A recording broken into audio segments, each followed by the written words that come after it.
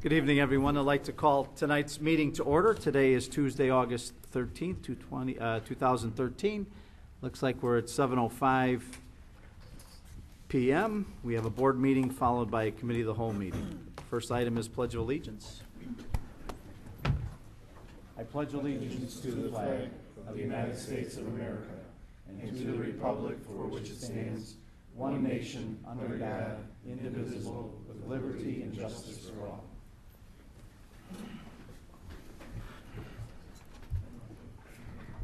Ms. Sherby, would you please call our roll for this evening? Present. Present. Present. Trustee Rito? Present. Trustee Stefan? Absent. Trustee Yorkovich? Present. President Julio? Present. We do have a quorum this evening. You see, one side of the aisle has a whole bunch of people, and the other side has few people. So it's either bad breath or bad hygiene, or we don't like each other. But we could certainly split up there. Okay. Our next item, presentation. We have a presentation for the Department of Commerce and Economic Opportunity Grant Award, and we are blessed this evening to have our state representative, Chris Welch, here as well. So, welcome. Good evening, Mayor. Is it working? Mayor, trustees, good evening again. Thank you for having me out tonight. It's always an honor to come out and spend a few minutes with you all. I'm here tonight for two reasons, really. I wanted to first, before I get to the presentation, commend the Fire Chief, Jim Adams, and his entire staff.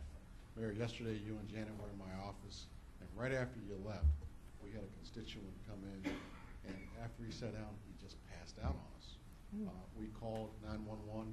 They were there so fast you couldn't even blink, and they tended to this elderly gentleman and got him back on his feet. He refused to go to the emergency room via ambulance, but we were able to convince his grandson to take him right away, and that was at their urging to do that. They actually ended up having to admit the gentleman. My understanding for the next few days he's going to be there. But they were right on the spot, did everything that you're supposed to do, and I think his department deserves a round of applause. Absolutely. It was a scary moment for us that were there. So I mean, they really took care of a difficult situation for us. I also wanted to come out because the very first night that I came out to visit, Mayor, you gave me a challenge, and the challenge started with trying to find money that you were awarded back in 2009. That was about $200,000 to help with your emergency operations center. And I said, boy, you got me off on the, getting out there right away, trying to find the money. I did work with a very fine gentleman who probably worked as hard, if not harder, and I can't say enough about this guy. Frank Cortese was on the job with me down there in Springfield, and I got to tell you, we found the money, and not only did we find the money should be in your bank account within the next week or two, or definitely before September gets here, and that's $200,000 that was awarded back in 2009 on behalf of the state of Illinois. Sorry it took so long, but I'm glad with the teamwork that Frank and I were able to do down in Springfield, we're able to bring that money back here to Westchester, and you can put it to good use. Thank you. But we didn't stop there. We knew that you had some other requests in the hopper, and there's a need for an emergency generator here in the village, and we were in the middle of that budget process, and I wanted to make sure that I took care of my district as best as I possibly can. And yes, the $200,000 was from a prior year, so I wanted to be able to add something to it that I can say I was able to get done for you as well. And so tonight we have a check for you. This money will be deposited at the same time as the $200,000. So it's a total of $250,000 for the village of Westchester. And I'd like to present that to you, Mayor, and the Board of Trustees. Thank you, sir. Big check. Those are fun. Doesn't this check look good? It And, does. you know, it doesn't bounce. Mayor, on behalf of the state of Illinois, I am presenting this check, $200,000, again, and an additional 50, for a total of $250,000. Thank Put you it to very good much. use.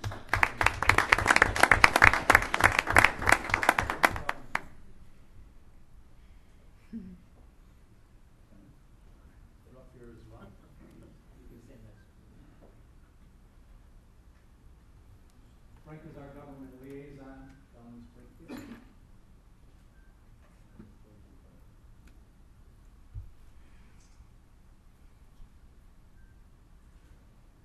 Great. Thank you very much, sir.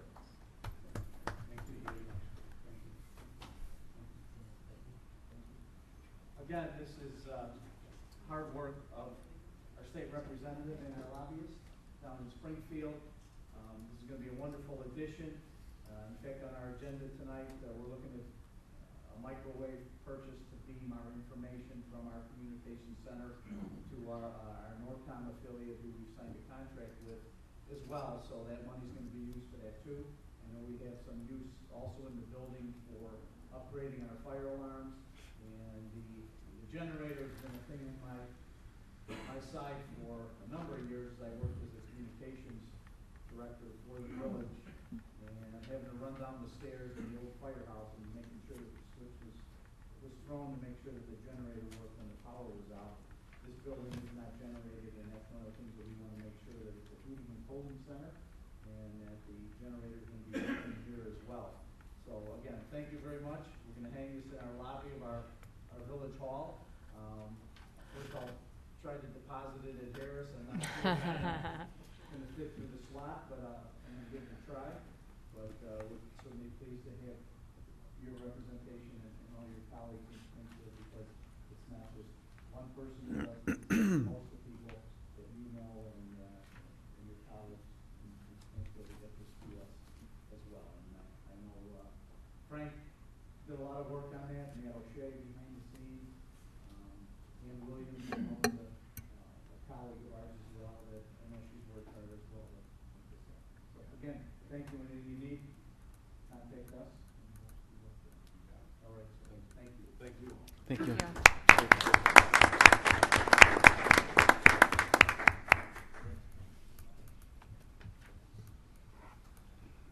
Should I give this to Ann? Put it up there. Yep. We're going to change that to Ann Burkholder. Thank you very much. I'll put it in the safe. Okay, I understand that we may have a couple little presentations. In the month of July, we had a barbecue block party, and we had a vendor cooking food for us. And I believe that Dr. Sullivan, our chef, I know my wife was the carry-out girl. They worked all day very hard at the Burger Fest, and I believe from being at the chamber today that you have a presentation of a check for us as well. So, Keith Succi, Tom Sullivan, Steve Sarasuelo. We're on a very tight budget, so we did not go through the expense. I'm sure we put your glasses on and you did. With the passing of the Fun Fest and whatever, there were a lot of people who were disappointed with that. It had run its time, perhaps, with respect to St. Joe's and whatever. And it was Sam's idea to try to do little mini fests and expand it to a year-long routine. And so, under the fine tutelage of Molly Keene, who has done a great job of putting all this stuff together, we've had a little Cinco de Mayo thing and whatnot.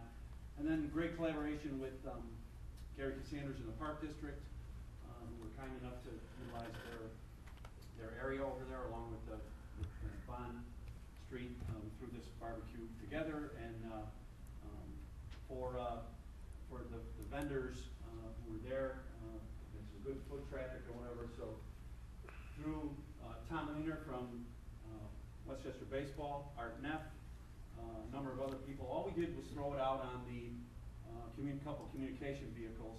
And interestingly enough, there are people in the town who like to step up. And they step up for nothing, no political gain, no whatever, just to do it. And it's the camaraderie and everything else that makes the town the good place that it is.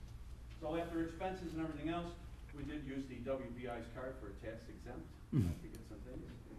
Sam, we still use $16 for buns. That second one ran through. But we give back to the Special Events Committee $874.53.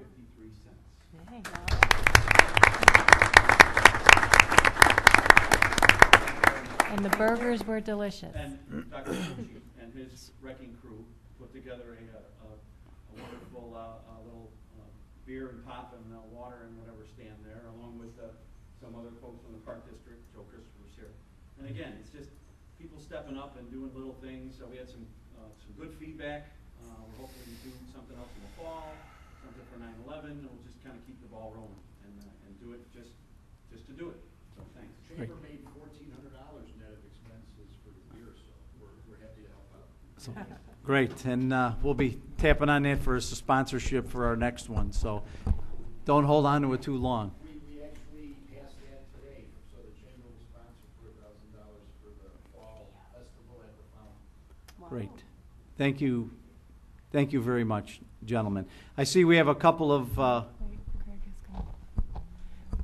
We wanted to give everybody a little summary. Greg Riebel was kind enough to put a video montage together of the Becker barbecue. So if you'll indulge us. This was early morning.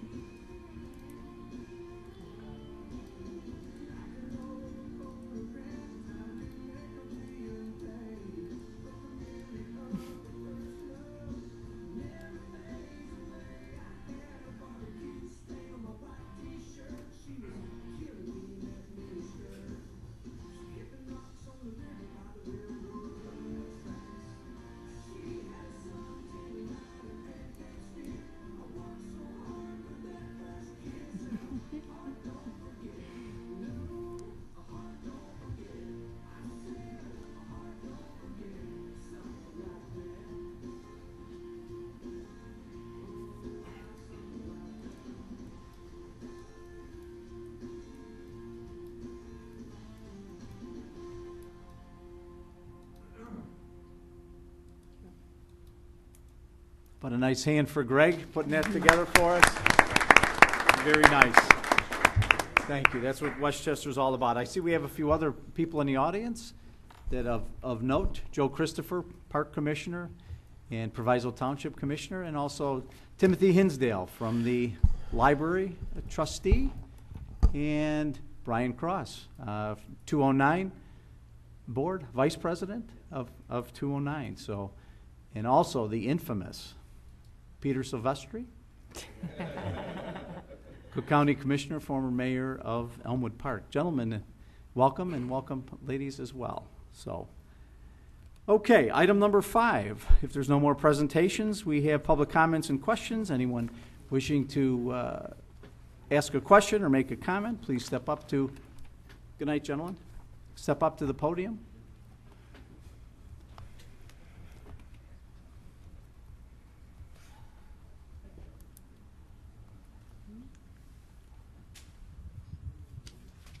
Good evening.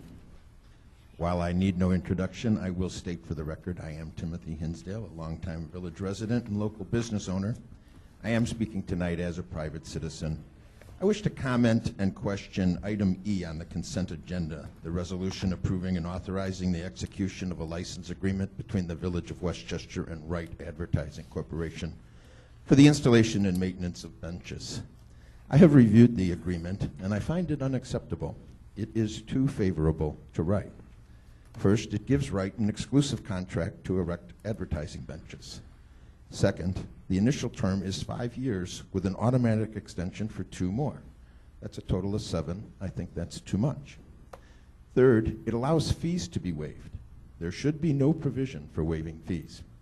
Fourth, the revenue is a paltry $100 per bench per year.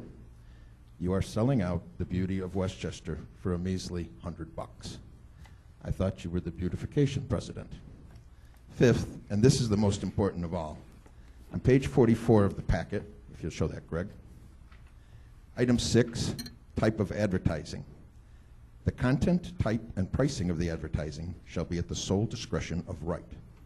I'm not saying they will, but if they want to advertise gentlemen's clubs and topless bars, they can do it, and we can't stop them. Mr. President, we're the same age, so I know you remember President Johnson's wife, Lady Bird Johnson, and her campaign to remove advertising blight from our nation's highways. But I think you want to create visual clutter where we should be planting flowers and ornamental shrubs.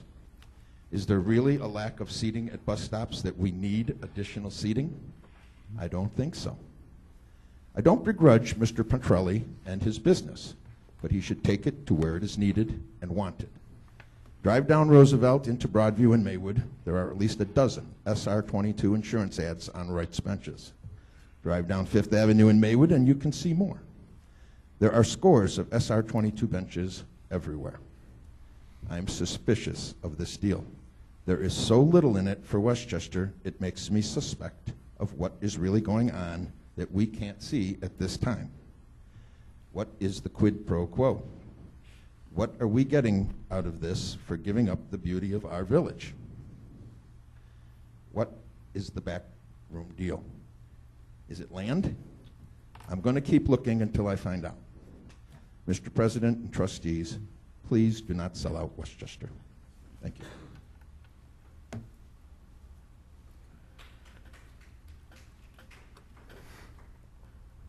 Anyone else? Any other comments? Anything else? Okay. Item number 6, public hearings. Are there any public hearings? There I are don't believe none. so. Item number 7 is our consent agenda. We have items A through F. If the board would indulge, I believe we should take item E, the resolution approving the Wright Advertising Corporation, and place it under G in the active items.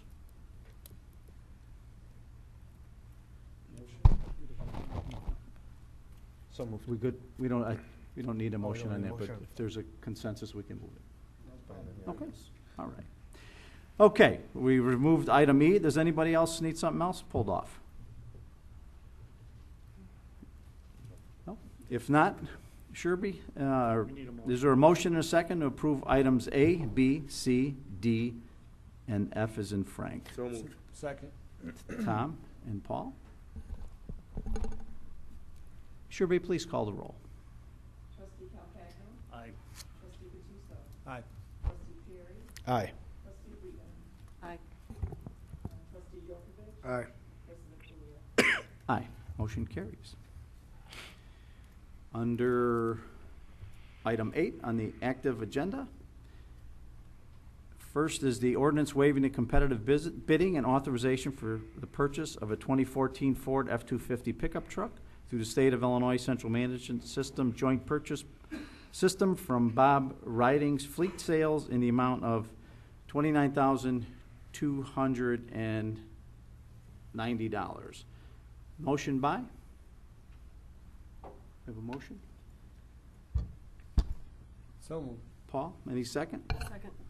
Celeste? Discussion, correct me if I'm wrong, but when the State of Illinois Central Management System puts a joint purchase system together, they do pretty much the competitive bidding for the State of Illinois, which we are able to access, which would preclude us from doing our own separate bidding system. Is that not That was correct? going to be my question, actually. Is Why that- we weren't going to bid Yes, out. according to your purchasing policy, this is one of the exceptions. It still requires a motion to waive bidding, but the policy specifically identifies joint purchasing agreements, and this is one of those. And I've known, we've done that before, and Yes. it appears that the State of Illinois pricing, I don't recall any time that we were able to get a better bid price when we were buying police cars back in the day than the state bids. So this is pretty much the same except for a public works type vehicle. Is that not correct? They pretty much bundle a large number of purchases into one bid, so that's why they can get a lower price. So, Okay. Obviously, this is a budgeted item for this truck. Is that not correct? Right. Okay. We were initially quoted, when Dave obtained various quotes from local truck vendors during the budgetary process and was quoted in excess of $35,000 for the pickup truck. Okay. So we're So it's under our bid? cost savings. Or Mhm. what we thought it would cost. Okay, if there's not any more questions, there's a motion, a second on the floor for approval under item A. I do have another matter related to this. We're going to do the financing at a subsequent meeting, is that correct? Correct.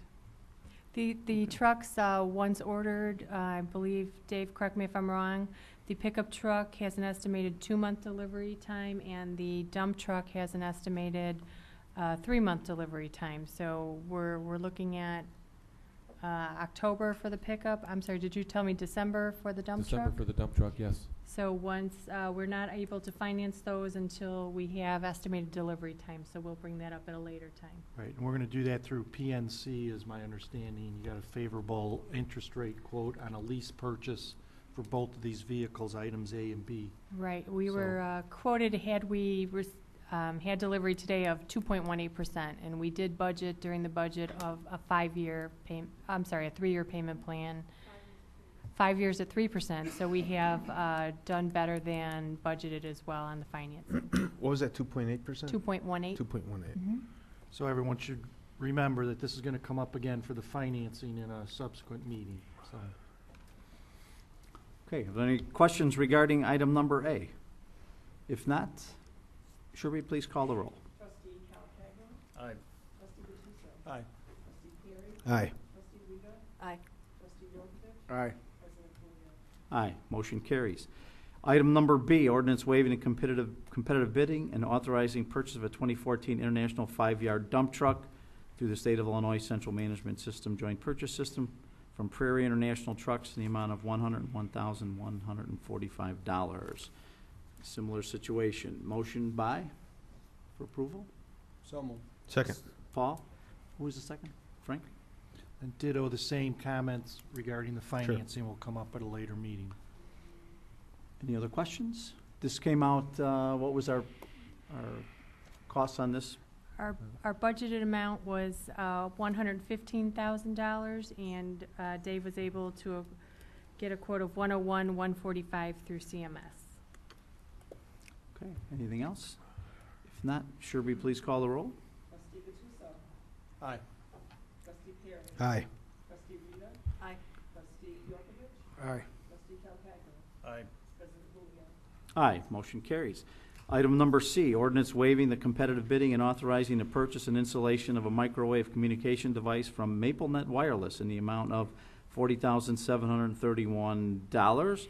And if I'm not mistaken, out of the grant money that we are receiving with the check, that is a purchase that's going to be made out of that. Is that not correct? Right. In the grant budget that we submitted to DCEO, we had budgeted $40,000 for the acquisition of the microwave. Okay, is there a motion and a second for that approval? Motion. Celeste, second.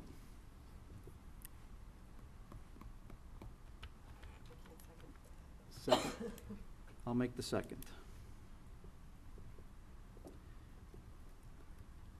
Discussion. If not, Sherby, please call the roll. Hold on, Sam, I got a Oh. question. Why are we not bidding out on that? Is there a reason? It's part of the microwave system, I think Greg may be able to explain this better than I, is connected to the Norcom. This is the vendor that Norcom uses for this microwave systems. So if Is- there's a problem. Is the company that Franklin Park used to connect to Norcom, Okay. which is why we looked at them first initially, and then when speaking to Norcom about the transition and timeline and timeframes, we looked at it and determined that going with MapleNet, because they're the vendor of Franklin Parks already, most likely they become our vendor for seamless conversion. But again, the time frame was at the pinnacle of why we're moving forward with this. Okay. There are other vendors out there that could perform this? Yes, there are other vendors that provide microwave services, yes. We have maybe it would be good for me to explain the timeline. We initially, with the Norcom migration, we had estimated a conversion date of October 31st or November 1st. We are currently, the transition of our telecommunicators has started. One of them separated from us last week. We have information that 2 others will probably be gone by the end of the month. So we will be pushing up that migration date from October 31st, probably to early September. This vendor has committed to, because they are a preferred, well, not preferred, but they have worked with Norcom in the past in these migrations, that they will have this product to us, hopefully to be installed prior to the time that we need to so-called flip the switch due to the transition of the telecommunicators. So we need to be ready as soon as, for example, the telecommunicator that left last week gave us 2 days' notice. So we've got to be ready to move forward quickly. And if we did a formal bid process, generally those bids are let out for a period of 3 weeks. Then we have to evaluate the bids, and it would be another 4 to 6 weeks probably to obtain the equipment, which would leave us on our backup plan for in excess of a month. So we felt that it is in the best interest of the community and for the utmost provision of these dispatch services to go with this vendor at this time. I'm not really comfortable. I understand the urgency of it, but I'm not comfortable without bidding it out. So, I mean, let's try like an effort to do the bidding. Foresee it happening is what I'm saying, but I get it. So are you asking to pull it and send it out to bid, as Janet was saying? I don't think we have that option right now, because it's that urgent of a matter. Correct? This is something that we're going to be cutting very shortly. I want to make sure that certainly all the communications between here get to Norcom while there's no hiccup in the road. And I want to assure everybody that when we do get to a staffing level where we have to flip the switch over to Norcom, there will be services provided. Nobody will be at risk, but those services will be transmitted through phone lines, which are not nearly as reliable as through the microwave process. So we want to get that level of service in place as quickly as possible. Okay.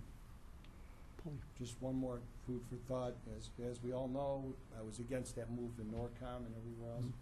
I still feel that we should keep our 911 here. So you'll know it up front, my vote will be no on that. Well, we have signed a contract with NORCOM, so we are obviously moving forward. I just don't want to see any impediment that we are making the move that's going to cause a problem with the communication of emergency information from A to B. So you got to realize that. And I understand the position. However, not doing this creates a different protocol versus phone lines that I think we prefer would be microwave, that aren't subject to weather and things of that nature as well. Again, and being consistent in what I was doing. Okay, any other questions on that? Okay, Sherby, there's a motion and a second on the floor for approval. Trustee Fury, Aye. trustee Rita, Aye. trustee Yorkovich, No. trustee Calcagno, Aye. trustee Gattuso, No. president Boolia. Aye. The bids aren't waived. Need 4 votes of trustees to waive the bids, so There were 4. 4 trustee Yes. votes. Got So we need a three- supermajority. 3 to 2 with regard to the trustees, so. So if anyone wants to reconsider the motion, and you can vote again, otherwise you're back in the trick bag of not having this equipment if you're gonna go out to bid, so. Any reconsideration? So let's just say there's no reconsideration. Then we go out to bid, or do we have an opportunity to just go forward? We can't go forward without a 4 vote. Can we put it on? You another can't waive the agenda? bidding without, Yes. without 4 votes from trustees. It's a 2/3 vote of the trustees to waive bidding. That's 4 votes of 6 trustees, so.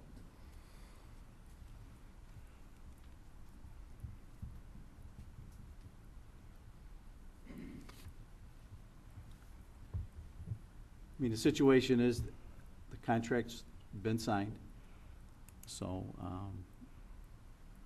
we are moving to NORCOM. I don't know if it's gonna be sooner or later, but based on what Janet's been indicating, that our staffing has moved on in some regards, and this is a needed piece to make sure that the communication between the village residents gets to NORCOM. When did NORCOM, we passed NORCOM, what, late April, early May, correct? April.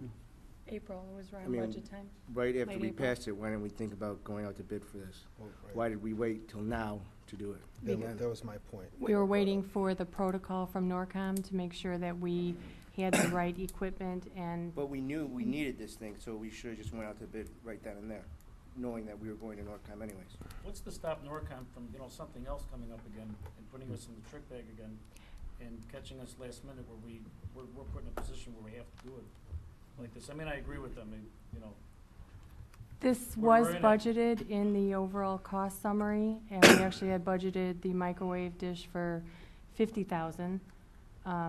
So that was in the detail of the conversion costs that were presented at budget time. And just to keep NORCOM, we had options of budgets. We passed one budget, it would have been a $250,000 deficit if we kept 911 here, right? I'm not I think it was- recalling those figures. How much is it? I think it was. By keeping Norcom here, it would have been 260, and we could have, I mean, by keeping 911 here, it would have been 260, right? And it would have been a deficit of 260. Okay, and right now, we're spending almost like 240. What? Were calculated as part of the transition, when we were looking at the difference in keeping Norcom here versus, Keeping 911. I was going to say, give her a microphone. when we were looking at the comparison between keeping 911 in-house and outsourcing to Norcom, we calculated that we would have to spend the $200,000 on the CIS system and the $50,000 on the microwave system. Well, actually, this grant money awarded to us by Representative Welch tonight will actually defer the cost of the microwave in such that it will be a net impact of zero for us, correct? And the software that's necessary in the analysis, we are financing it over 5 years. Okay, so So with the it grant has- money, would the grant money help us keep 911 here for another year? Not for 40,000. No. And the 200 was given to us? 200,000 was not given to us. We had anticipated financing that over 5 years. So Or the 200,000 grant amount What we covered various elements for our Emergency Operations Center, which is effectively our village hall. It was emergency generators of approximately $170,000, the microwave dish for $40,000. We actually had project costs of approximately $278,000, of which the grant is $200,000, plus we put the 50 emergency generator grant as supplemental funding. So a net effect of approximately $28,000 coming out of our E911 fund. Also included in that is the Zetron for the fire department of approximately $18,000. Security cameras for this building, I believe, budgeted at $12,000. And the replacement of our fire alarm system in this building in, I believe, approximately $30,000, Greg? So, that's all savings that we've saved because of the grant, right? yes, And that goes back to our budget. right. But obviously, most of those elements, don't directly correlate to E911. I think Greg had a comment, Greg? I just want to address Trustee Yurkovich's question as to why we waited. There was some discussion when we first met with Norcom with regards to what we were actually going to be using their services for, be it non-emergency lines. At one point, would they be handling our fire alarms and things like that? Which is why we couldn't decide specifically on which size microwave to use, which bandwidth level that we had to go to. And based on our November code over date, we were on schedule. We were completely on schedule with the way Norcom gave us a schedule. And it wasn't until we started losing and realizing that employees were leaving did this occur that turns out we were a little behind because of the staffing. It didn't, you guys didn't anticipate that employees were going to leave? Well, if, Losing their job, why would they stay? If they got Right. around- and I understand that, I understand that comment, but then there should have been more discussion. And furthermore, beforehand. then you bid out different things. You have to project what you think you may use, and then you bid out 3 or 4 different ways of doing it. We were waiting for Norcom's answer as to what we were going to But need. then you have to anticipate this stuff, 3 or 4 different scenarios, and bid them all out at the same time.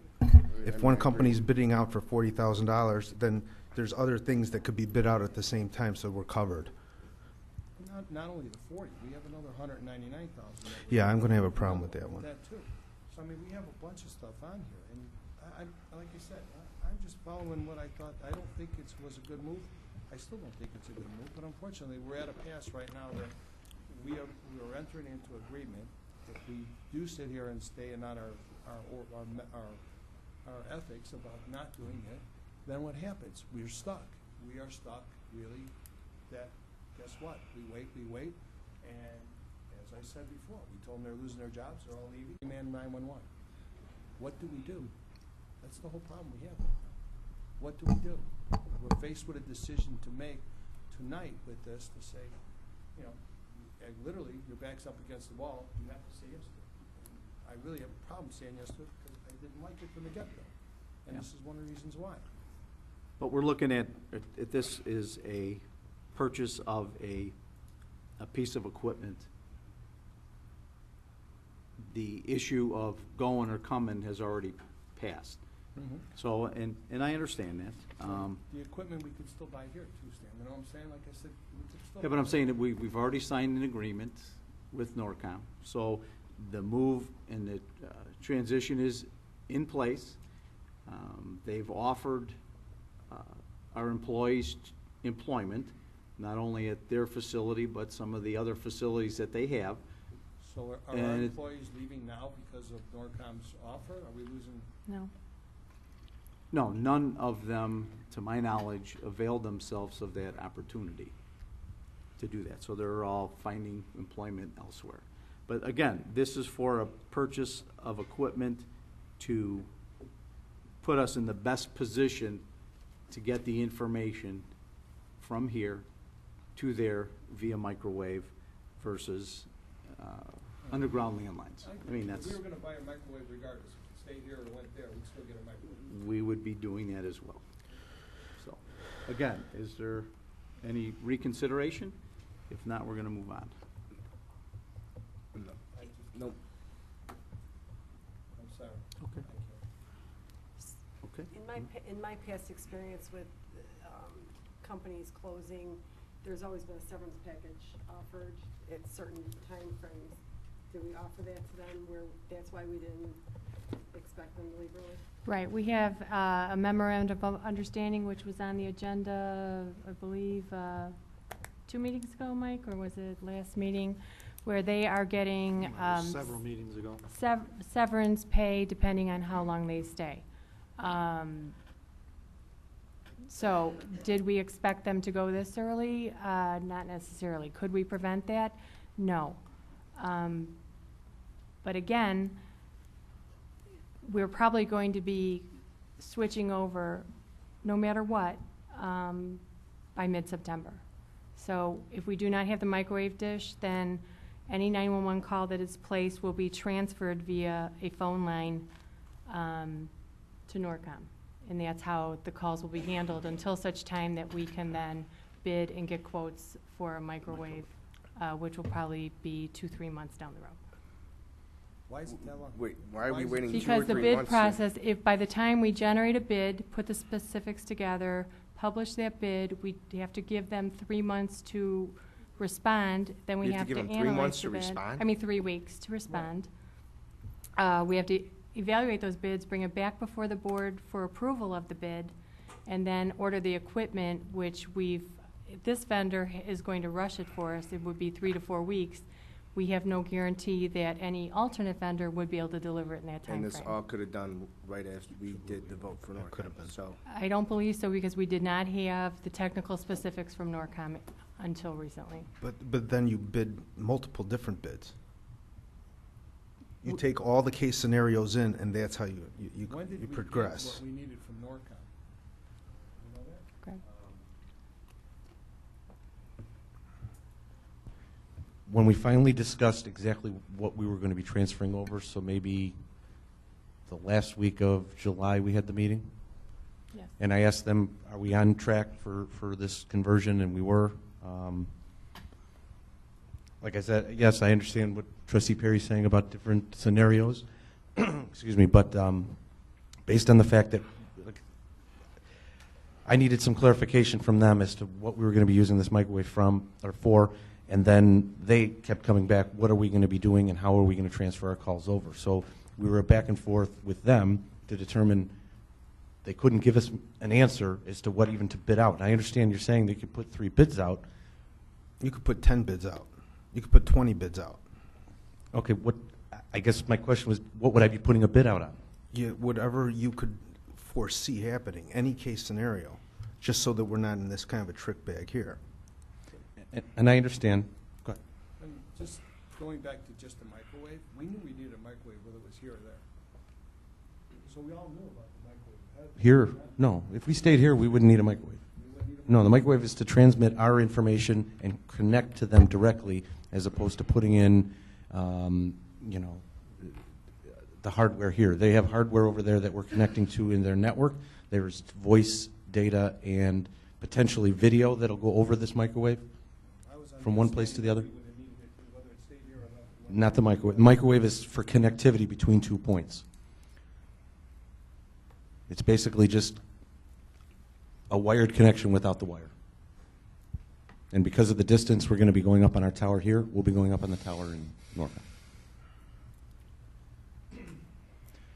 This is the similar system that Bellwood has And Franklin Park. Yes. Have this connectivity.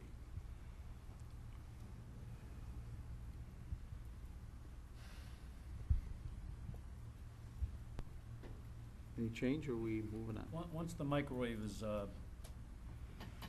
is installed and complete, what other components of the system may come up that would require bidding, or, you know, is the rest of the project all in place then after this? They will have to do work on their end to connect both ends, on our end being the village here, and then connect to their equipment on their end. At that point, when the CAD system's in place for us to keep our records, whether it be police and or fire records, the only other component that's not biddable because it's sole source is the the Zetron system, which is already budgeted for, and it's a matter of them connecting another component of a Zetron. There is no other third-party vendor. It's Zetron. That's the only other big thing that I can think of at the top of my head. Chief, is there anything? Plus the CIS that's on the agenda. Correct. tonight. I mentioned that as well, that the computer-aided dispatch software.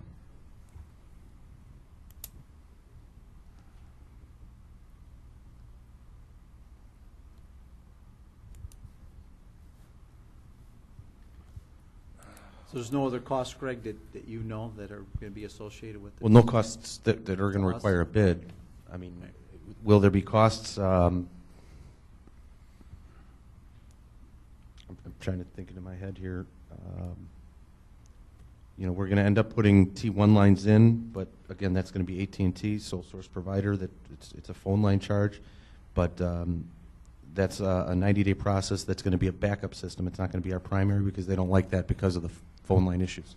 All right, what would be the total cost if 911 stayed here, the village would have to put out of their pocket? What would it have been? I'm sorry, I don't remember. The budget for the department is approximately $1 million per year. Okay, why we're moving is because it would have cost us $250,000 to upgrade? Is that what it was? Ann, you want to speak to that? We were going to need a new telephone console system in the very near future. Approximately It was approximately $250,000. All of these factors were taken into consideration when we were preparing the analysis of what the village's savings would be by outsourcing the dispatch function. We're saving money even with the investments we need to make in the microwave system and the CIS system.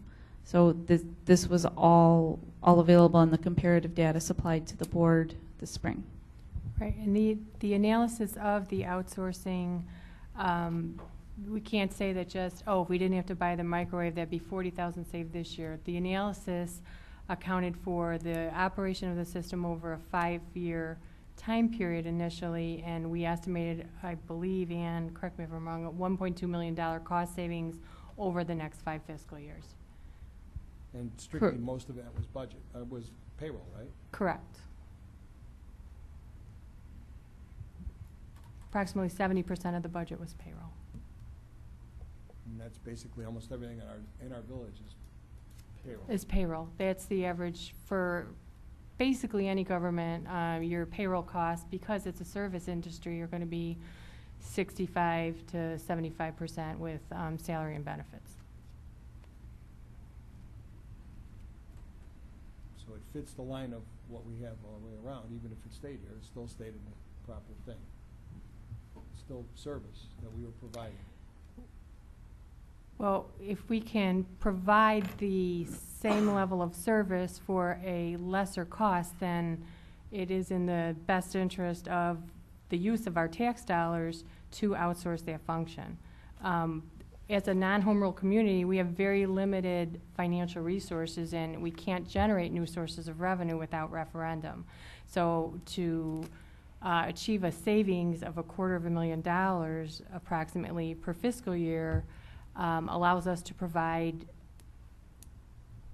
that much money in extra services to the residents.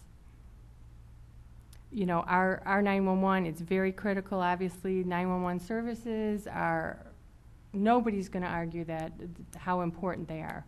But basically, this cost analysis, quite frankly, which was approved by the board, saves us $250,000 a year, bottom line.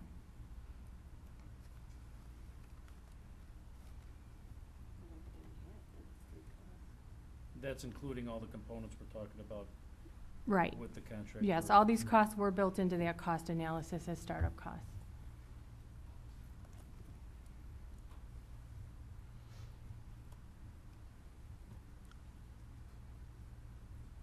You know, and if you look at what's going on in local government, this is the trend because these departments just aren't sustainable for governments of our size. There's probably only about 5 communities that can still sustain their own individual E911 department. And they're larger communities. You've got Naperville, Aurora. I mean, most, DuPage County is all in. Right. Everybody is going into consolidation because of the cost of the personnel and the fact that it's just not sustainable on a long-term basis. Again, I mean, we're talking about a purchase of equipment. So at this point in time. So. Any reconsideration? Tom, Paul? No, okay.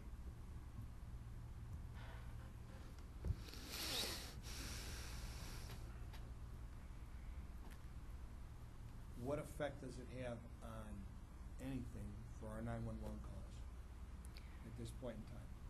If we don't do that? If our personnel levels drop to where we need to flip that switch, say, second week in September, we're going to be transferring 911 calls through the regular phone lines. Greg, are they going to be routed through, currently, if our system went down, they'd be routed through Broadview, is it? Yes, if we do, we would be transferring our calls to Broadview currently. So then they go to Broadview, then they would go They'd be dispatched there by them, and time. Right. Time's always an essence in 911. How long will it take? no, it doesn't take any more in the length of the call. It's this, they won't have the fundamental knowledge of our village, and we'd have to be telling them how to dispatch our people.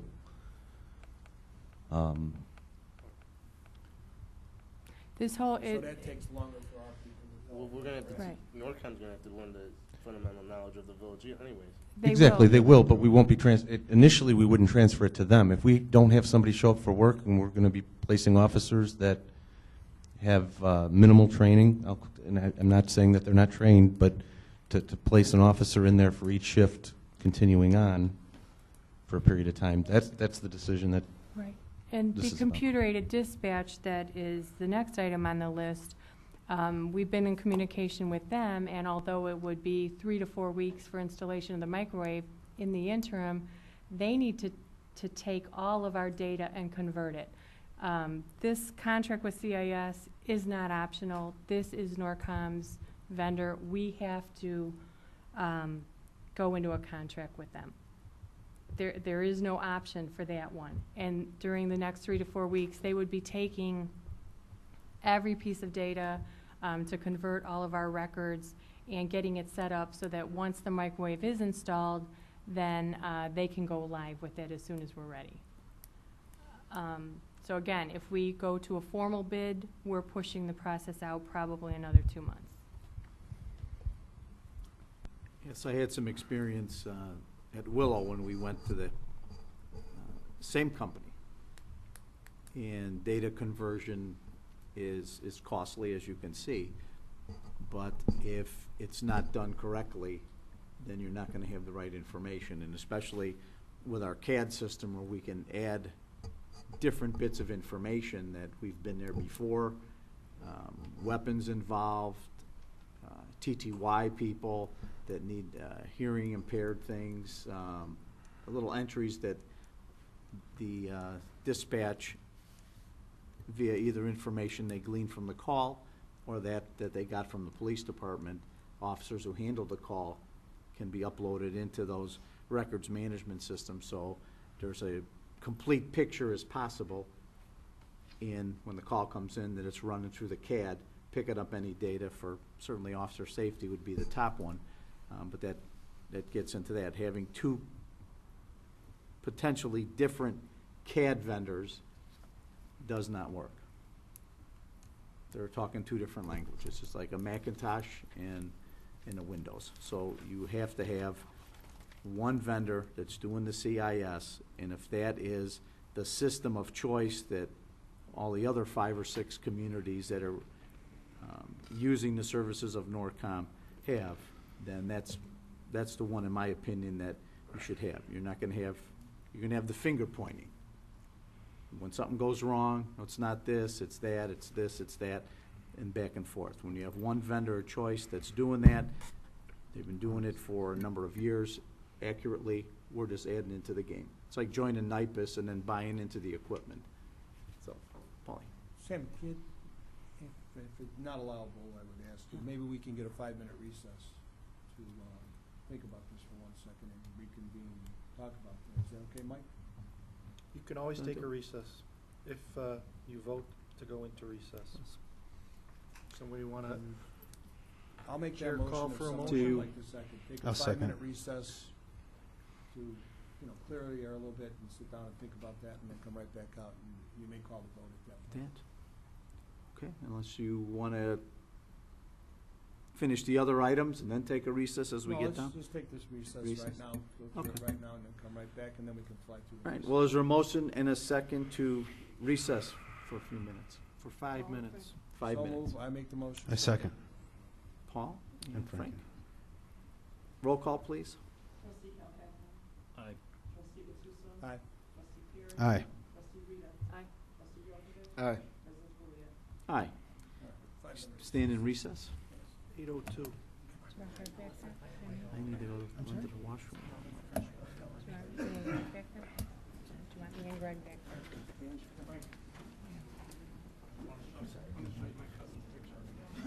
I don't think so, but. That's pretty spot on, you're right.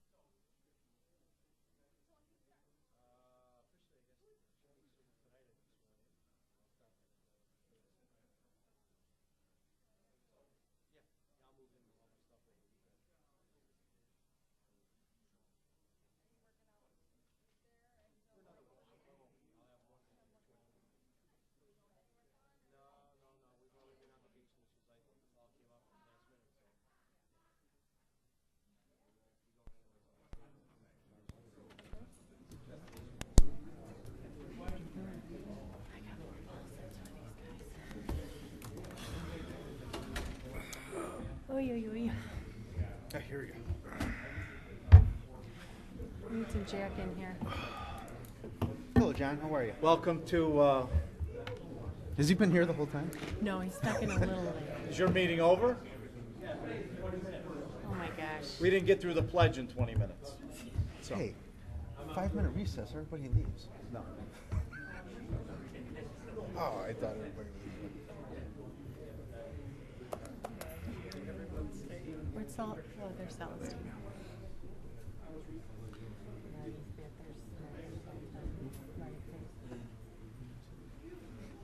It's early yet, Sheriff. It's early yet. You can't start that at least to the middle of the cow. Juliana is in sixth grade, and so Sophie's going to middle school, and the principal asked her, you know, high school for kids going to school, you can miss Recess?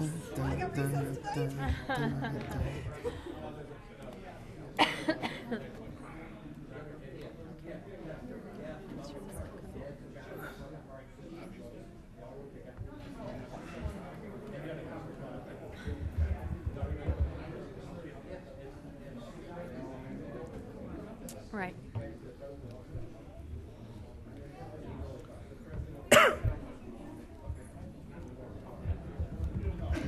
Won't you telephone? Won't you How's Bro doing? to a heart that's blue? Yes. No other Wait, is that a lover, Dick's? He's not out yet. baby, it's just you. He's on his way. But he wanted out. So. Thinking of Well, he was in when Jimmy was in there, so. He's got that. Who's going in? You don't say? You don't know? I don't You're know. not going to have one? He doesn't know. I don't think he's worrying about it right now. Once he's done, he's done.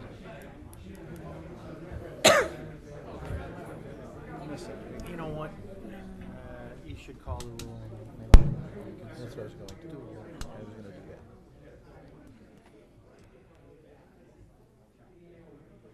Five-minute warning. I'm sorry? Well, we're missing Paul. Celeste just left. Could everybody please take their seat? We're going to reconvene the meeting. Okay, I see everybody's back from the recess. Is they calling this to order? Is there a motion, a second to reconvene? So moved. Second. Frank, Paulie, was that you? Yep. Sir? All in favor of reconvening, say aye. Aye. Aye. Any opposition, say no. Looks like we're about 8:14.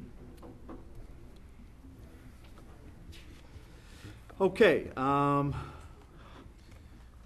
Okay, I'm going to advise the board that with respect to item C, that motion was defeated. You do have the option to have the board move to reconsider the vote on that.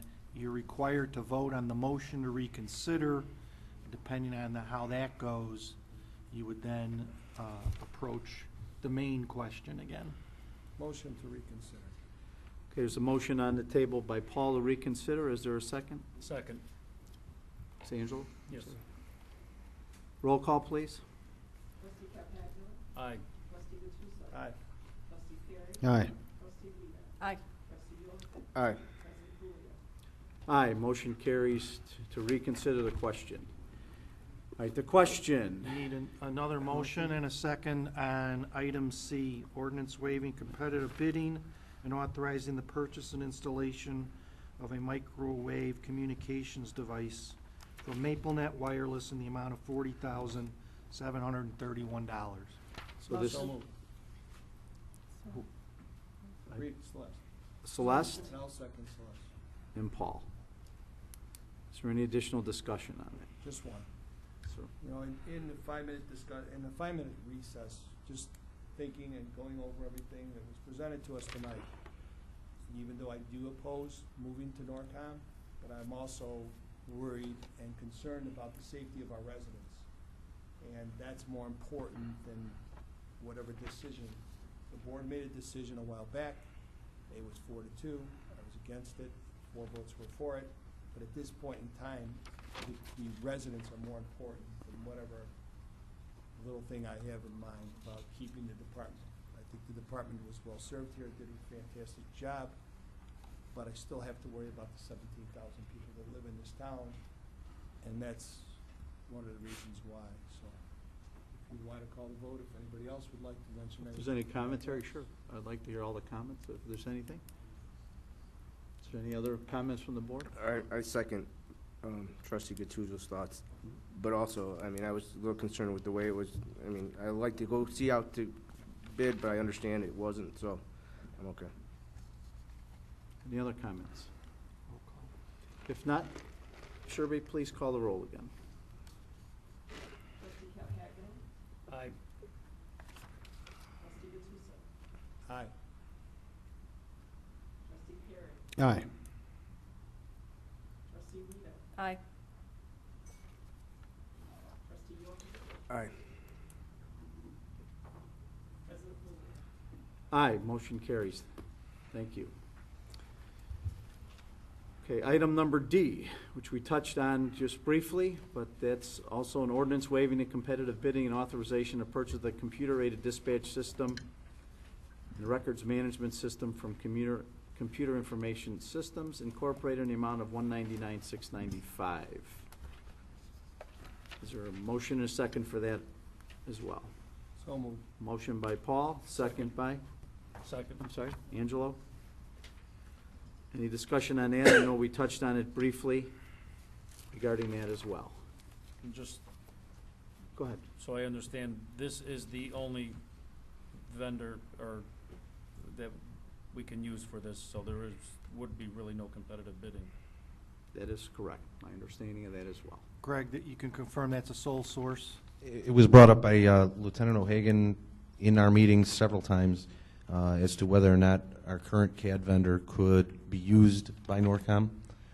As we've been very comfortable with that CAD company, we have no ill regards towards Intelligent Solutions or Capers, their product. But again, Lieutenant O'Hagan made various points to the fact that the comfortability level we have with our current vendor, as we wanted to stay with them. But ultimately, I received the verbal response as well as email responses saying that Norcom would not entertain the idea of using Capers. And they would only use the vendor that they've committed to. Thank you. Okay, is there any other commentary that any board member needs? If not, Sherby, please call the roll on item D, David. Trustee Rita. Aye. Trustee York. Aye. Trustee Calhoun. Aye. Trustee Gattuso. Aye. Trustee Perry. Aye. President Blumer. Aye, motion carries as well. Item number E, Edward. Motion advising and consenting to the appointment of Brian M. Cross to the Planning Commission and ratifying such appointment. Motion by So moved. Second. E was Jumping on. Tom. Tom, Who was the second? I was. And Frank.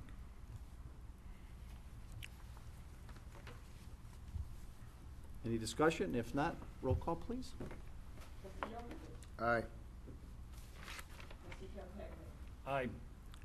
Trustee Gattuso. Aye. Trustee Perry. Aye. Trustee Rita. Aye. President Blumer. Aye, motion carries. Brian, you haven't left, correct? Just need you to step up to the middle. You haven't decided to run away yet, have you?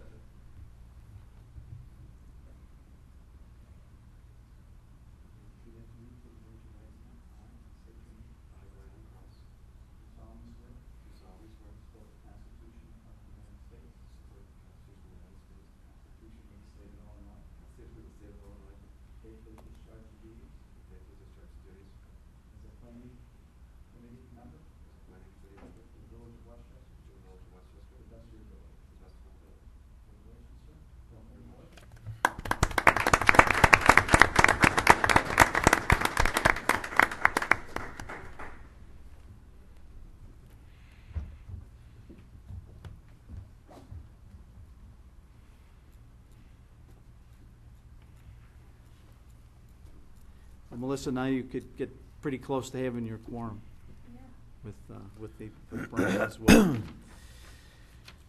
Okay, item number F, motion advising and consenting to the appointment of Melissa Headley as the Village Hazard Mitigation Officer and ratifying such appointment. Is there a motion and a second? Motion. Celeste. Second. Angelo. Okay, let's, a little background in this as well. The prior person, Dennis D. Pasquale, worked with Wally Novak diligently to put together our village hazard mitigation plan, which was put together. I know Melissa got in on the tail end of that and did the review for FEMA, et cetera, and got this passed for the Village of Westchester, which places us in a great position as far as receiving mitigation funds from FEMA. We need to continue to have a mitigation officer. Dennis obviously has retired from service of Westchester, and we need to have somebody in the place, as some of our requirements for our rating system for the flood insurance is to have meetings, 2 of them throughout the year, about what we're doing with floods and other hazards as well. So we certainly need a person caliber of Melissa to handle those mitigation matters, and I believe she'll be a great fit for this position as well. So that's the background on that. So there's a motion and a second on the floor. I would ask for Sherby to call the vote. Trustee Perry. Aye. Trustee Uzick. Aye. Trustee Yorkovich. Aye. Trustee Karpashon. Aye. Trustee Gattuso. Aye. Madam President. No, he doesn't get the vote on it. No soup for you. What else is no? So, congratulations. Looks like I don't have to swear you in, as the planning committee member is a commission of the village as well. I know you're going to do a great job. If you've dovetailed and looked at the plan, and I know we're planning on having I think it was May and September, having a meeting. We did have the flood meeting out at St. Joe's, which will take care of that meeting, but we do have to go one more as part of the rules that we've set forward to ourselves to maintain our community rating system as well. Okay. If you recall, we took item E from the consent agenda and moved it to active agenda under item G as in George. That resolution was approving and authorizing the execution of a license agreement between the Village of Westchester and Wright Advertising Corp. For the installation and maintenance of benches. Is there a motion and a second for that approval? Any motions? So moved. Second. Frank will second. Discussion. Is there any discussion necessary? Paul? As Mr. Hinsdale, well, he's not here. Well, anyway, as Mr. Hinsdale got approached, so did I. A few people had said, why, where, what are you gonna do these for on benches? Advertising and everything else. I think what we have agreed upon is, what, 15 benches to go out? Yes. So, and at $100 per bench on out for our end would be $1,500 a year, right? And some people have asked me, what kind of advertising with this? Who regulates it? How it regulates?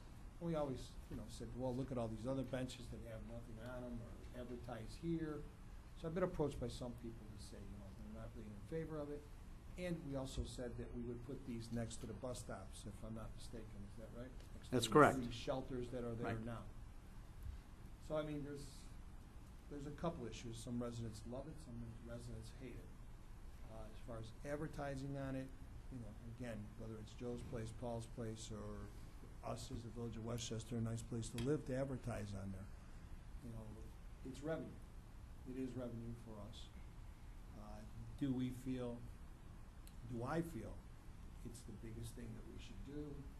you know, not really, but I do feel one thing that, you know, we look at both sides of the coin. How much revenue are they gonna bring in, and what aesthetics is it gonna be? The benches are not the old wooden benches that you're used to seeing, and, you know, Berwyn Cicero, they're nice metal benches, painted and covered and look good. Do we need a bench next to a bus stop that, or a shelter that's got a beautiful solar panel in it, lights it up, it's got, you know, it's nicely clean inside, it does really nice. Do we need a bench outside of it? I don't know, toss between it. I have residents yell at me, or not yell at me, or just, you know, express their concerns that they didn't like that, they didn't think that would be nice. So, that's what I've heard. So I don't know what anybody else on this board has heard, so if they'd like to chime in, be my guest. My opinion is, I think the goal is, I mean, we have probably, I think from the EDC, there's 600 and some businesses, some home-based or whatever, but, you know, this issue has come up before, and you've heard me indicate that I wish the Chamber of Commerce would, like yourselves, sponsor these benches so they won't say advertise here, that they would be Westchester businesses that we may or may not know about that are advertising. I know you have a small little bench out in front of your store. I think everybody knows Frank's or Joe's Place and Paul's. If they don't, they haven't been here long. But from some of the ones that I've seen that have pleasant advertising on them, I've never seen anything that I would be considered offensive. I know we entered into agreement with Pace to collect a similar amount of money, I think, every month or whatever, to have these things out there. The advertising on the on the right? bench there. I've yet to see a bench that had anything that was offensive in any way in any of the communities that I've been in. There are probably 30 or 40 locations, I think, that we could potentially have benches, because those are bus stops as well. And we talked about 12 benches or 15 benches, and we believe that having 5 on Cermak, 5 on Manheim, 5 on Roosevelt would be the proper thing to do. We discussed it at the last meeting. I didn't hear too many objections at that point in time. I think it's a viable product. I'm certainly not wanting, and I don't know, I guess I've been called the beautification guy, and you're right, I am the beautification guy. But there's nothing wrong with having benches for people to sit. You heard Trustee Stecker indicate that at Bristol and Roosevelt Road, there's no shelter, no benches, no nothing, and there were a number of people standing out there on both sides of the corner waiting for the bus to go over the whatever. I know Tom sent in 15 locations where he thought they would be most appropriate. I'm not sure if any of the other board members looked at that. I would think if we go forward with that you do want to put your 2 cents in, if that's what we so want to do. I think, to me, this is an opportunity for the residents who have businesses, or the businesses, to have a little bit of advertising. I don't believe there's an exorbitant cost factor to this. And again, I'm not a fan of seeing the same advertise here everywhere, and that's why I think that we should approach the Chamber of Commerce and other business persons and say, guess what, this is what we have. Do you want to get in the game here and put these things up so people know that you're even there? Exactly, like I said, residents have told me some stuff, this is what I brought to the board, this is what I've heard, and we can go from there. Have we solicited to any businesses saying that we might be interested in doing this, and see if there's any interest out there for our businesses? Give us a list. Right, we were provided with, I believe, 7 vendors who had already expressed interest through Right Advertising, those being Oxford Insurance, Paul's Heating, Olympic Banquets, Big Corner Tavern, Russo Hillside Chapels, and the Law Office of Fred Serpy. So approximately half of the benches are already been claimed, so to speak. And again, we can certainly reach out to the chamber and other local businesses. They had indicated in their presentation last meeting that they would be soliciting local businesses, not national advertisers. And you can, maybe Mr. Sylvester would like to confirm that. But obviously, under... That's true.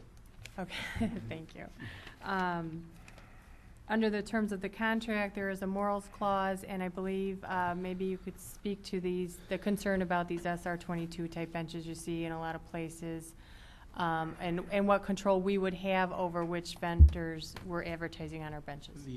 First of all, I'm Pete Silvestri, as you know, and I represent Right Advertising. The company has a long history, 60-year history of working with communities throughout the metro region, currently about 40 communities, different types of communities all over the metro region. In all those communities, we've developed a good relationship with the local administration to keep the right type of advertising on the benches as opposed to things that would be offensive. You won't see gentlemen's clubs, for example. You won't see tattoo parlors unless the local village allows it. There's one village that has a tattoo parlor in the community and they allow it. You won't see pro or con abortion rights. You won't see those kind of things on these benches. We hope to have all these benches filled with the types of businesses that the manager reflected. Representative Welch tells me he'll take a bench, so that's a good thing. But those are the types of business we want, community-based businesses, because when the term of that contract ends, the goal is obviously to hopefully renew that contract. And obviously, if you have a bad relationship, that's not going to happen. We were informed that you guys didn't allow us to include this 30-day out clause. Why is that? Say that again? A 30-day out clause, in effect, means there's no contract. There's a general outlay of thousands of dollars, almost $20,000 to put up 15 benches, and to put those up and then be told a month later that there was no deal, that would be obviously a bad financial situation for my client. This is the standard contract that's used in all these communities. It's never been a problem.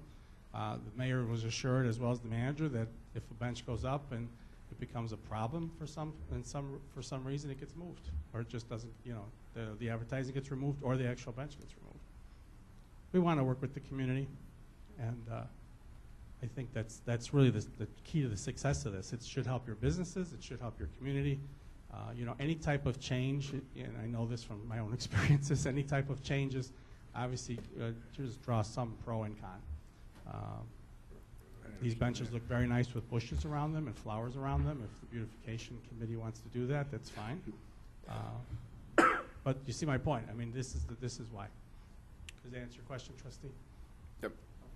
Thanks. It is revenue too, guys. We have to realize it is some revenue coming in, so. Keep in mind, they get rented each for between $75 and $100 a month. And in today's economy, it hasn't been as lucrative as it might be in the future. Hopefully in the future it'll get better. They'll charge more for them and they'll make more money from them. Again, I would like, and I thank the people who have stepped up to the plate, but I think that all of us, if this does pass, each know a business that's out there that maybe we could ask if they would consider participation in this project, because I would really like to see all the benches with Westchester businesses or those that belong to the chamber that are, touching our borders. I think that is our goal, and I certainly know Mr. Serpy well, but I would love to see this all with local names and local draws in the community.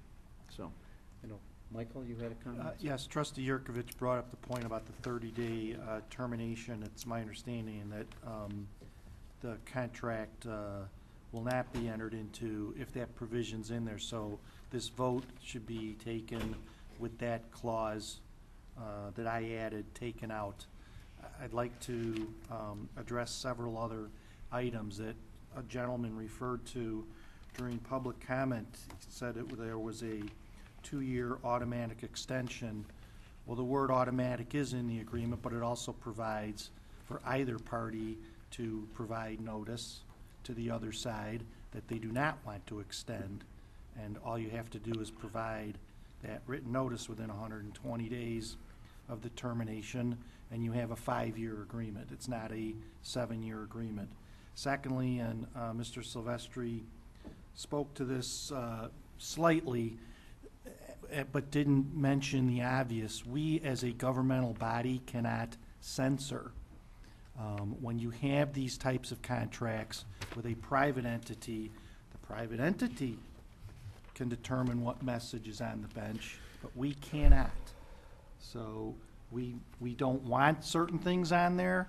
I believe the company knows what our feelings are, and the company's going to abide by that. But we ourselves can't put in the contract a censorship clause that says we don't want A, B, C, or D on there. It violates, that's the message that we cannot regulate. We have to provide an open forum for all participants. So having a private entity put up those benches, you have a little bit more control through them. So lastly, having heard tonight sitting here that we have other benches with advertising on them at the PACE shelters, Mr. Sylvester, we're going to have to put in an exception in the contract for that. Those are already existing, and we have to put an exception in there for the exclusivity license. So we'll have to add that.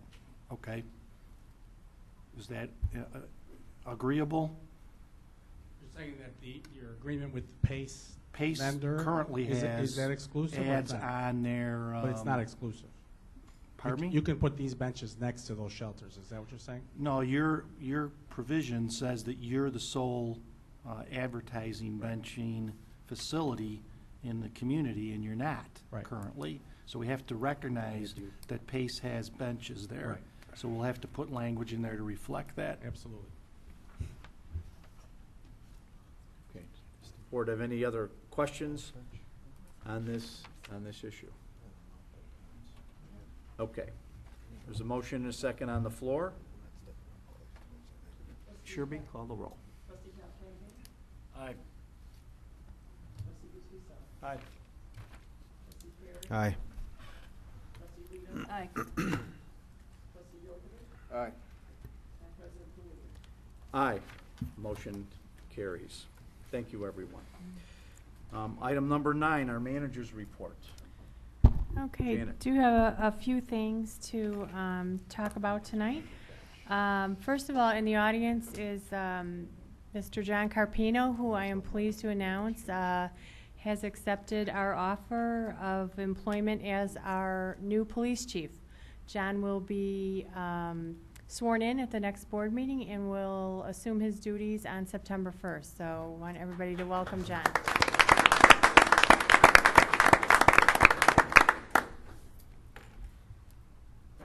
Okay, reminder that tomorrow evening here in the boardroom at 7 p.m. We will be hosting a town hall meeting with Congressman Danny Davis. He has requested this congressional town hall meeting to cover his constituents in both Westchester and Broadview, so we hope that everybody will come on out and see what he has to say. Also, since we had our last meeting, we did receive a press release, and we're very pleased to announce that Follett Bookstores will be moving their national headquarters to the Westbrook Corporate Center. They will be occupying 8 out of 9 floors there, and also the link between the buildings. Follett is a family-owned company with revenues of $2.7 billion. They will be bringing approximately 750 employees into the village every day, so we're very happy that they've decided to make Westchester their home. Also, we had our National Night Out. Mike probably will talk about that, but I did want to extend thanks to our Community Resource Officer, Ron Verber, who led the charge on that one. It was a nice event. That was last Tuesday evening. Lastly, just a couple of nice letters from residents here I'd like to share with you. This one is from residents Rita and Bill Reza to Mayor Puglia and the trustees. It reads, "Thank you for creating some beautiful places in Westchester. The fountain at 22nd Street and Manheim Road is a very attractive and welcoming structure to all who drive in town. It is simple yet lovely and nicely landscaped. The fountain and the flowers along the boulevard have done much to beautify the village. Thank you for bringing eye appeal to Westchester. Sincerely, Rita and Bill Reza." We also got a nice note from resident Robin Vega that reads, "Dear Molly, thank you for letting us participate in the barbecue block party. It was well organized. The games and music were a hit. Our neighbors even commented how that this event was perfect and a lot of fun. They thought the variety of food was also good. I hope you had as much fun as we did, and we look forward to the next event in October." They were actually a vendor who had the cotton candy and popcorn, and also a resident. So a couple of nice notes, and just want to extend a personal thanks for everybody who volunteered and worked the event, and the hard work that both our staff and the Park District and the Chamber put into it. I'm really pleased with the collaboration of efforts, this being the first summer. We're getting such positive feedback from residents. People are coming up to me at National Night Out, thanking me, and how much fun their family has coming to these. So I think it's a great sign. We've achieved what we wanted to do by having family events that people can bring their kids out to and just have a good old-fashioned good time. So that is my report for tonight. Thank you. Michael, anything? Nothing this evening. Board members, anything from EDC? You know, I wasn't able to attend on Monday morning's meeting, so I can't report. Okay. Angelo, Green Committee. We met this Saturday, or we had the e-recycling, went very well, as you know. Another good collection, and the committee will be meeting this Thursday. It was postponed. The last meeting was postponed, so we are meeting this Thursday. So nothing new yet. 7 o'clock? 7 o'clock. 7 o'clock. Tom, anything for the CAB? No, we were supposed to have a meeting tomorrow, but a bunch of members have stuff for school and their kids, so we had to cancel that. Paulie, anything? Nothing on that. Did I mention something that is for EDC and Shoot. something to bring up? Absolutely. Just thinking about things, and I talked to Janet and Sam. I'd like to get more involved in EDC with Frank as the chair, just help you out. There's some things that I always thought about, and one of them would be, and if the board would listen, is there's a certificate of occupancy, something that would allow if a business leaves or if something leaves the building, that the building owner would upgrade, make sure that the electric and sewer or electric and plumbing are upgraded to the standards it should be for the next person to come in. Also, at that time, it gives us an opportunity to come in and check, and also gives us an opportunity to get the square footage, what the building looks like, also a phone number from the owner of the building, what they're looking for rent, and that can be put into our website, and Melissa can be looking at people who want to come into town that might fit that location. So we can help that person who owns that building, who is trying to rent that building, fit something in there. So I think if the board will, think about this for a little bit, maybe this is something we can implement, as that we'll go in, check them out, make sure that they're up to standards, and also we can get the information that we need to help someone who's calling, or put it on our website. There's other towns who put all available spaces on their website with phone numbers, square footages, and everything like that. So, I mean, I think we should be thinking about stuff like that to get out on the internet, and also have it ready available in Village Hall, that we can do that. Can I just? Go ahead, Melissa. We do have our available spaces. They are available on our website. There's, it's an online searchable database, and it's got all kinds of demographics and other information. So if someone is looking for a particular niche, in terms of demographics, or, they're looking for those radiuses, things like that, that information is available at our website, along with, Is there a- available sites information. Is there a picture of the building, picture of everything like that that's for rent? We got all that on there too? Okay, 'cause I was looking at different websites and bringing things like that to see if we did have that, whenever that was added in, if that was added in later. I did not know. But I'm more or less kind of looking at different ways of us to get as much information to you in the Community Development Department, that if anyone makes a call, that we can kind of fit businesses in where they are. That was something I'm going after, if that's something that we can do, if we would like to implement. Well, I think what would be best is for you and Melissa and Frank to, and Janet also. to get together and see what direction this may go. I think the other piece of it is, we may not know all the pieces that are on the site that we have, and maybe you've got some additional information I do. of other sites that are not listed presently that you can bring to the table. I do know in the last week, I was approached by email of one from Larry Shapiro and one from a private concern, Globus Corporation, I believe, that was looking for X amount of square footage, and we've reached out to the appropriate person that I thought had that type of facility, Mr. Luciano, to see whether or not, we could marry them up and have something in, I know the building that he has that may not be rented to its fully potential. I think those are the things that you're looking to do. Exactly. Those are So- some of the things that, the ready available information that people would ask about, and we have it ready for us, even online, even in Village Hall. I mean, Celeste has been asked a million questions when you used to work there, if I'm not mistaken, about all kinds of things. And, the main thing that we can do is even have printed copies up in front that you can hand to someone who comes in who might not have a computer, who might not know how to use it, and just say, here, we got these available spaces here. And it's something that, a service, that's all I'm looking for. Let's get as much service as we can handle to everybody.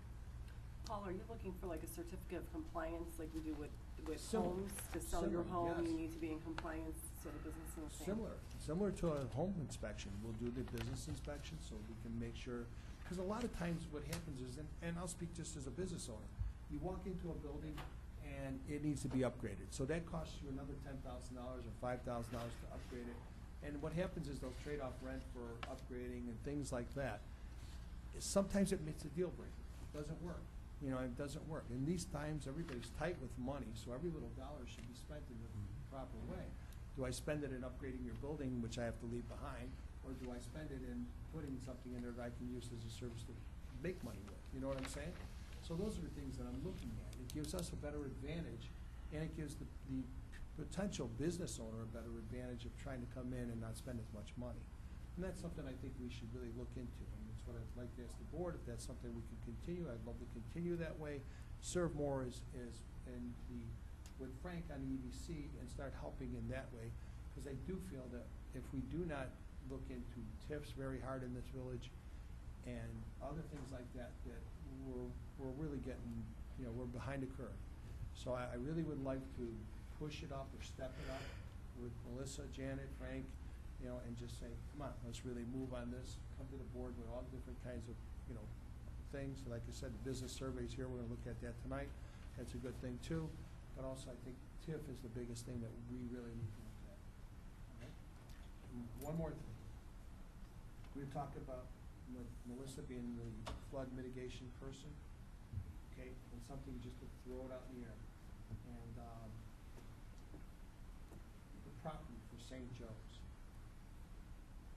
Is there any way possible that might become some sort of underground retention in that area that would help the middle end of town? I know we were talking about the reservoir here, and also maybe something in that area where St. Joe's is. We've broached that, and Janet and I went down to MWRD with our other project. We kind of touched on it lightly. Everything they do has to come out with a benefit-cost ratio. And right now, the benefit-cost ratio that we're pushing to two projects was Addison Creek, and certainly the Mayfair retention is number one right now. Addison Creek is going to take some time because the facility location is not in our town. So that's what we're looking at, but that's not off the radar. That has been out there, put out there as well. That might be something. Now, any building now, MWRD has enhanced rules, so to speak, of underground storage, pretty much twice what it was before. That certainly any new buyer of any of the property or any builder of any of the property such as that would have to conform to those MWRD rules. But Yes, we've spoken about that. I know the property's about $4 million that they're looking for. If we had $4 million, and I believe there's a benefit as well, but my belief that there's a benefit certainly has to come with the numbers. I mean, we look at Burns, we look at Mandel, we look at that as well, and, you know, we would probably concur that maybe something needs to go there. But that's what Just something MWRDs of are looking at. No, Up for thought, maybe Chris Burke can give it a quick look at and say, you know, yeah, this might be a good spot for it, forget it, no, it's not a good spot. well, we could certainly move forward on it. I know we've chipped the ice on it with the MWRD partners there, just to look at that as a potential thing, and certainly had that conversation with Dave McCreary as well, that, you know, we're looking at all possibilities. Okay. So, Thank but you. I think you bring up a great idea. I think we can work together without stepping on any feet with businesses to look at that as well, so. Okay, Celeste, anything? Nothing, like sir. that? Let's see, Molly, special events. I know you hit a little bit earlier on some of the special events, but we want to make sure you have your time. I hope you guys all enjoyed the video. It was a hoot, in my opinion, especially the song choice. And I hear some other employees assisted in the song choice. I won't name names, but thank you for that because it was very fitting. In regards to the barbecue, I know that many of you were in attendance, but maybe weren't there the whole time. And just give you a little recap from what we found afterwards. There was about 3,000 residents in attendance at the event throughout the whole day, which was very successful in my opinion. We also were able to obtain over $8,000 in sponsorship from local businesses to help offset the costs of the event, which was well beyond what we had originally planned for. So I'd like to thank all the local businesses and area businesses that sponsored games and the event overall. It wouldn't have been able to be as large and successful without their assistance, so we really appreciate that. Also, I'd like to thank the volunteers who came out and gave up their very long Saturday and hung out with all the village and just worked their tails off to make it such a good event. It's very much appreciated. Like Janet said earlier, we've received a lot of positive feedback, and we've also received some comments that provide us with opportunities for improvement in future events. So we're definitely taking that under consideration. And it was a great learning experience for the village, so I'm looking forward to next year's barbecue event. I think it will be a big bash. The next event that just save the date is the Park District's Back to School Picnic. It's on September 6th at the Community Center Park. It's typically at Mayfair, but due to scheduling conflict, it will be at the Community Center Park this year. There's going to be a Disney theme, so Radio Disney will be coming out, and the village is contributing an indoor movie, Finding Nemo, to go with the Under the Sea Disney theme for the event. I think that's a Friday, and I believe the pool is still going to be open for that. Oh, yes, thank you for pointing that out. There'll be a free swim. Do you have any other comments, No, Trustee I was Yurkovich? gonna say that too. Okay. Yeah, they're keeping it open, so I don't know. It'll be just open that day, Yeah. not the entire week. The other save the date I have for you is the 9/11 ceremony. It'll begin at 8:30 a.m. at the fountain, just as we did last year. And we're also in the process of planning like a musical memorial with musical performances in the evening, but more details will follow for that in the coming weeks. So just save the date. And finally, as it was previously alluded to, we will be having a fall festival at the fountain on October 5th from 2 p.m. to 8 p.m. We'll actually be shutting down Crestwood Lane for the event and utilizing the grass area around the fountain to put on this event. We've actually already had some local bands express interest in playing, and it's going to be a really great time, some pumpkin carving. We've got some fun games that are all fall themed. So I hope you all can make it out and have a good time and eat some delicious fall treats. Thank you, Molly. Michael. Thank you. Just to touch on a few things the village manager already hit on. I just wanted to, on behalf of the police department, thanks all those who participated in the National Night Out, including the residents and businesses, which were a big help. The event was organized by Officer Robert Verber. We had a great night, a good turnout, and movie thanks to Molly and Greg. I also received 2 awards from the Alliance Against Intoxicated Motorists, who issued certificates of appreciation to Officer Adam Roglis and Officer David Mode. This is acknowledgement for exceptional DUI enforcement efforts. The police department is going to be participating in the Schools Open Drive Carefully traffic safety campaign. This is just a reminder to everybody that school begins Monday, August 19th, and we know that there's a lot of first-time students, so we're asking everybody to drive carefully and obey all the laws. Strict enforcement efforts will be in place.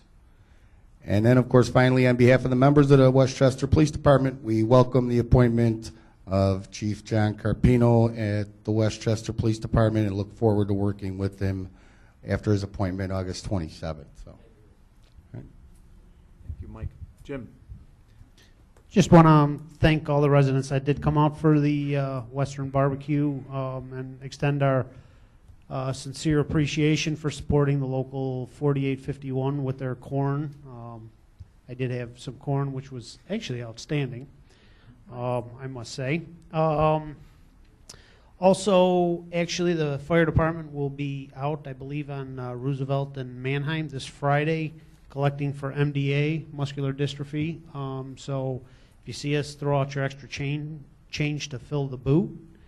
And actually, Lieutenant O'Hagan touched on the kids are getting back in school, so let's be a little extra careful out there. Stay off the cell phones, especially all the time, but especially in the school zones, and just be careful out there. Annie, you're up. Good evening. I just wanted to say, first of all, I attended my first e-recycling day last Saturday, dropped off a TV, and I just wanted to thank Trustee Calcagno and President Puglia and the Green Team and their volunteers. It was a very well-oiled machine. Drove my car right through the cones, didn't have to get out, unlocked the trunk. They took the TV. If they want to come to my apartment and clean it, I don't know. We could make it more green, I guess. But thank you very much. In the finance department, we released our request for proposal for new general ledger software. As you're aware, that purchase was approved in the budget for this year. We, after careful research, wrote an RFP. It's posted on the village's website and was released to vendors who register with the Government Finance Officers Association as ERP vendors. So that means we sent it to the people that say that they do this kind of stuff. So hopefully they supply us with a response, and it's out there on the website if any unregistered vendors are interested. So I think we have a due date to get those back in-house by the middle of September, and then we will review those proposals carefully and ask for some on-site demonstrations and get input from all affected users and come to a recommendation to present to the village board. So I have been through this once before. It's an extensive and consuming process, but I think the end result will be worth it for all users in and outside of the village. So very excited to move forward with that. Gregory. Good evening. As everybody probably has seen as they drove down Manheim this past couple days, the sign has finally been installed. It is up and running. The little yellow dot you see in the bottom right-hand corner means that it's operating. I just received the software this afternoon, and I spoke with Signco about getting training. Once we internally decide who and where this should be placed, because it can only be placed on one computer based on the software licensing, we're going to train those individuals. I'll obviously be a part of that training to assist those who may need it. So it should be up in a day or so, providing information to those who pass. Just to hit on the Emergency Telephone System Board, we've barely discussed this because of the NORCOM transition. Emergency Telephone System Board is still in effect. There is no dissolving of that board nor of the fund itself. And within the next month or so, I'll be speaking with Nick and the other members of that board to convene together and determine how we're going to use those funds in the future, because our system will not be in-house. But again, that isn't changing in a sense that because of the fact that we're moving over. Lastly, I just want to take a moment to recognize Neely Zune. As mentioned, we had an employee leave last Wednesday. She started working in October of 2002, so she was just hitting under 11 years of service here in Westchester. Ultimately, she was a dispatcher that took pride in her job, did very well doing her job. Specifically, an incident that comes to mind that made her stand out early in her career was a call she took that involved a kidnapping of a resident of ours at a local mall, not in our town, but ultimately Neely did a phenomenal job in speaking to the victim of that while the kidnapper was in the car with her, and was able to get some information, keep her on the phone, keep the phone going. And you know, from that point on, she'd always risen to the occasion during high-profile incidents that had occurred on her shift. And again, I just want to praise her for committed service here, wish her well on her future endeavors. She recently took a job with Kendall County Dispatch and began that last week. So thank Neely for, I thank Neely, and I'm assuming the board will as well, for her dedicated service of just under 11 years here in Westchester. Thank you, Greg, for that information as well. Dave. The Public Works Department has been active exercising water main valves recently and also replacing inoperable valves. Last week we completed our August curbside brush collection. Alley regrading is ongoing. We also assisted with the country barbecue setup and takedown. We're continuing on our ash tree removal program. We're also refreshing pavement striping before school begins later this month. We've completed our in-house storm sewer replacement on Newcastle in preparation for the reconstruction of Newcastle Avenue north of Roosevelt Road. Then just a little update on the street program itself. The water main replacement on High Doran, High Ridge, and Charles Streets is nearly 50% complete. That work should be completed substantially by the end of this month. Phase 2 of the street rehabilitation program will be commencing later this week, which includes North Newcastle, the Strand, as well as Hull from the Strand to Gladstone. And then on the Bond and Hull project, the storm sewer work is completed. Curbs have been installed on the south end of that project, and the work is progressing northerly on that project. Sam, I just wanted to jump in real quick, and also, since the last meeting, we did have a retirement from our Public Works Department. That's correct. Thank you for mentioning that, Janet. Joe Parenti retired July 31st was his last day on the job. I believe he had enjoyed 23 years. 26. 26 years, I'm sorry, with the village. And he's now enjoying his retirement, I understand. Great. Thank you. Melissa. I just wanted to let everybody know that the flood assistance program, we've received 13 people that have listed their intent to participate in the program. And so the slots are filling up quickly and they're first come, first serve. So if there's any residents that are out there watching, please make sure to contact my office if you're interested in participating in the program. We had 3 businesses open last month. One in Westbrook Corporate Center, one on Enterprise Drive, and one on Roosevelt Road. We also issued 170 permits and performed 199 inspections. And last week, just so that everybody knows, I attended an International Council of Shopping Centers retail convention. Basically, all retailers that are looking to expand in the Chicago market come to this event, and they present information on the types of sites that they're looking at. So to gain additional information on different franchises that are looking to expand in this market, it was a good event to attend. Great, thank you. Sherby, any comments at this point? Okay.